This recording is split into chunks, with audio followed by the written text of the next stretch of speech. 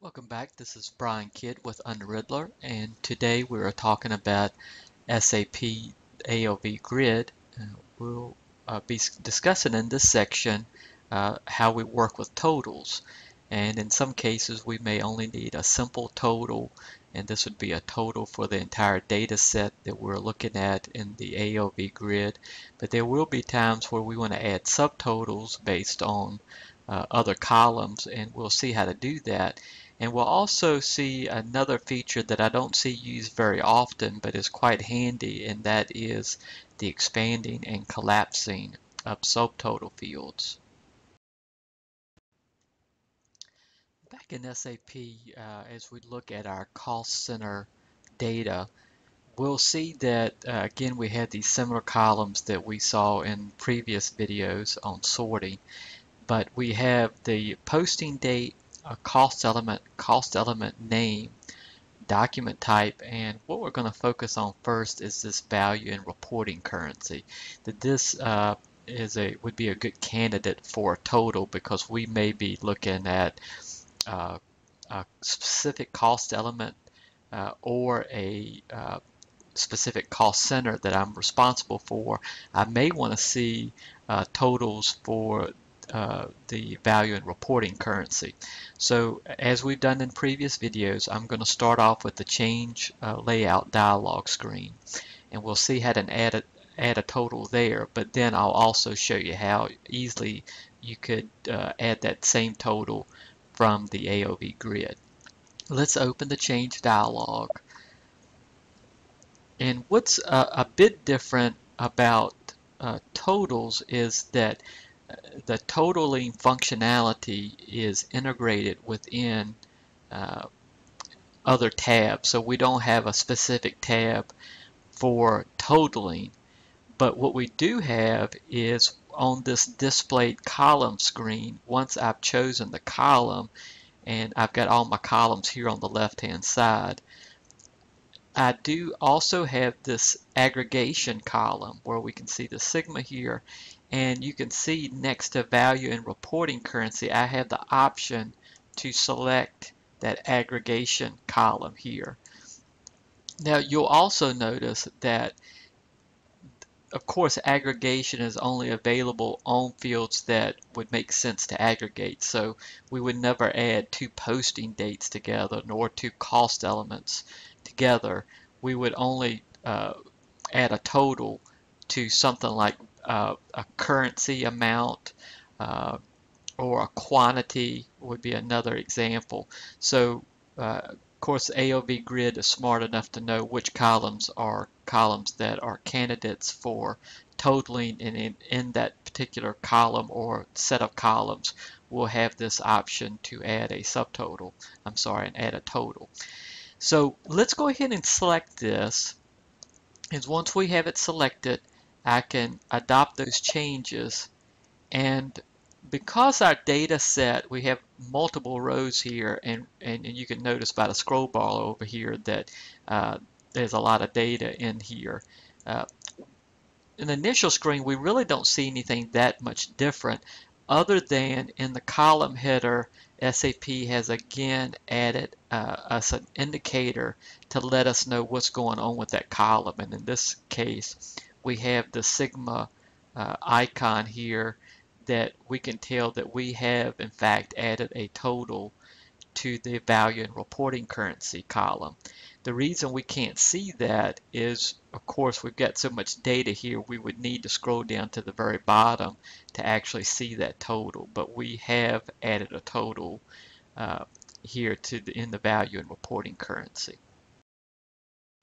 Adding the total from the change layout dialog was quite easy, but let's have a look at how we could do that directly on the report. Now, what I'm going to do to start off is to go back and remove the total on the value reporting currency from the change dialog and apply those changes.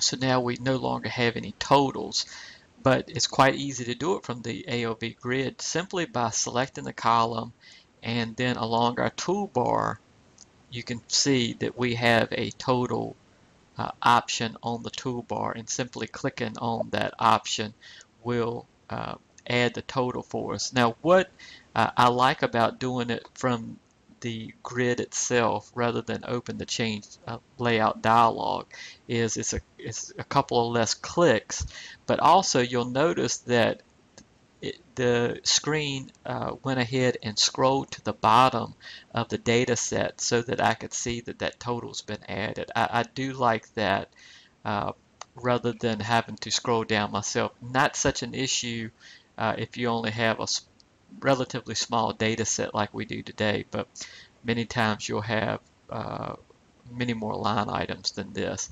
So I like the fact that from the ALV grid, it immediately shows me that total, and I can be sure that it has been added.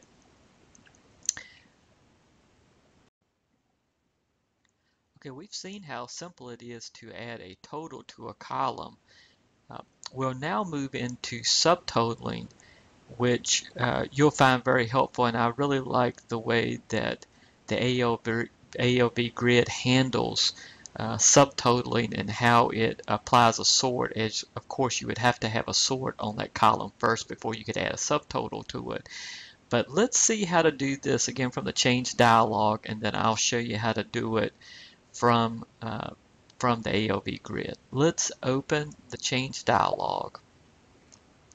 And as I mentioned earlier, the totaling is integrated within other columns here. It doesn't have its own separate column.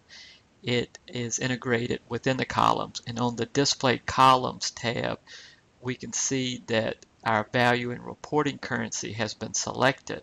So we know that we have a total on that column, but let's say that we want a subtotal based on the cost element.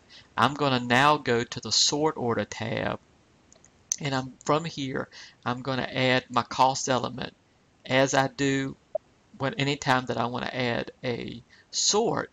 But you probably noticed this column earlier in the discussion when we were talking about sorting, but I didn't speak to it at that time. But we have a sort in ascending or sorted in descending, but we also have this calculate subtotals column that I can choose to select. And now that I have that selected, I'm letting the system know that I want to see subtotals by cost element. So let's adopt those changes, and we'll see what the data looks like. Now we have not only our total at the bottom of the screen, the grand total, we now also have subtotals by cost element. So this is a really nice display. It's very apparent where the this subtotal based on cost element 211-100 starts and when it ends, and you can see that the grid also includes the cost element value in the row that contains the subtotal. So now we can see based on cost element groups.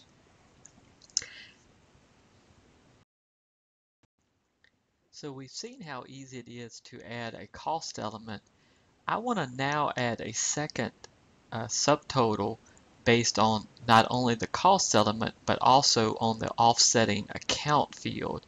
And again, as I mentioned earlier in the video, I prefer to see the items that are being subtotaled or sorted together. I prefer seeing those next to each other.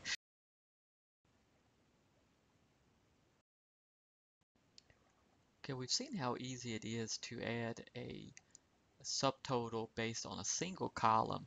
Let's add a second subtotal based on our offsetting account column. And I've moved the offsetting account over a little bit to the left so that we can see it in line with our cost element name, and our offsetting account. So let's apply a second subtotal based on the offsetting account, and we'll do it from the change dialog. Let's go to sort order, and then under offsetting account I'm going to move that over to our list, and I'm also going to select that I want subtotals on this column. Let's adopt those changes. And now we have a second subtotal, and we can see that we have a sort icon that we talked about earlier in the sorting section. I added to each of our columns, and in many cases the cost element and the offsetting account are kind of in sync here, where we don't see multiple offsetting accounts for this particular cost element. But as we scroll down, we do have a couple of options or situations where we do have that come into play. So down in our section that we looked at earlier, which was office and building, we see this cost element of 470000, but when these were posted, they were posted to different offsetting accounts. So these three rows were posted to offsetting account 1100, but these two rows were posted to 3511. So here we can see this play out, that we have two subtotals, one the primary by the cost element, and then a secondary sort and subtotal by offsetting account. And we can see how that's displayed. All of these fields, all of this column is merged, and then it's broken out by the different offsetting account values here on the offsetting account field. Now that we've seen how to add subtotals from the change layout dialog, let's go back to the change layout dialog and let's remove those subtotals, and I'll show you how to do that directly from the screen. So if I move these columns back over to the column set and apply that, we've retained our total on the value and reporting currency, but we no longer have any subtotals. Okay, now what I'd like to show is how to apply a subtotal directly on the ALV grid, and the easiest way to see that is I'm going to first open the change layout dialog, and I'm going to remove our current subtotals by just moving the fields over to the column set and removing them from the criteria list. Now that I've done that, I'm back to my data set, but of course I still have my subtotal based on the value and reporting currency field. So from here, if I wanted to add a subtotal, because I've already added this total to this value and reporting currency, I now have a different button on the toolbar for subtotaling. Now if you do not see the subtotal button on your toolbar, you may want to check to see if you've already have a field that you're totaling on, because if you do not have a field that you have a total on, you will not have this option. But because we do have a total, I'm going to now select my cost element column and now apply the subtotal to that column. And you'll notice directly here on the ALV grid, we've been able to add a subtotal based on the cost element simply by selecting a column and choosing the subtotal field. Now I also showed you earlier that in sorting, we have the option to sort on more than one column by the change layout dialog, which I showed earlier. But you can also do it from the screen, but you have to do it by using the control key or by dragging across and selecting multiple columns. Now I don't, in this case, want a subtotal on the cost element name, because again, it wouldn't be any different than a cost element, because the cost element name is of course dependent on the cost element. But I do want to have a subtotal on the offsetting account column. So the way I'm going to do that is I'm going to first check cost element again, because although I have a subtotal in it, the system's expecting me to select all columns that I want to apply the subtotal to. And then I'm going to hold the control key down and at the same time choose offsetting account. And now that I have both of these selected, I can now choose my subtotal, and you can see that I've again applied the subtotal on both the cost element and now the offsetting account column. And if we return to what we discussed earlier, we can see our office building and our subtotal within the office building cost element for the offsetting account and 1100 and 3511.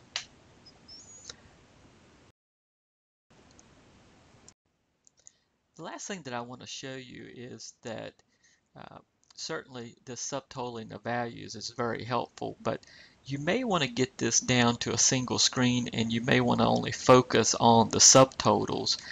And if you find that something in the subtotal looks a little uh, like something you would want to do some more analysis on and you want to see the line item data, there's a way to collapse the records to only see subtotals. And let me show you how to do that.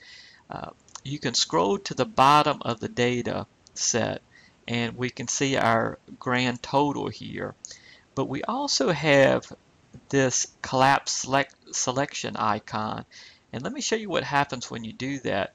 Because we already have cost element, subtotal, and offsetting account, let's have a look at what happens when we collapse the selection.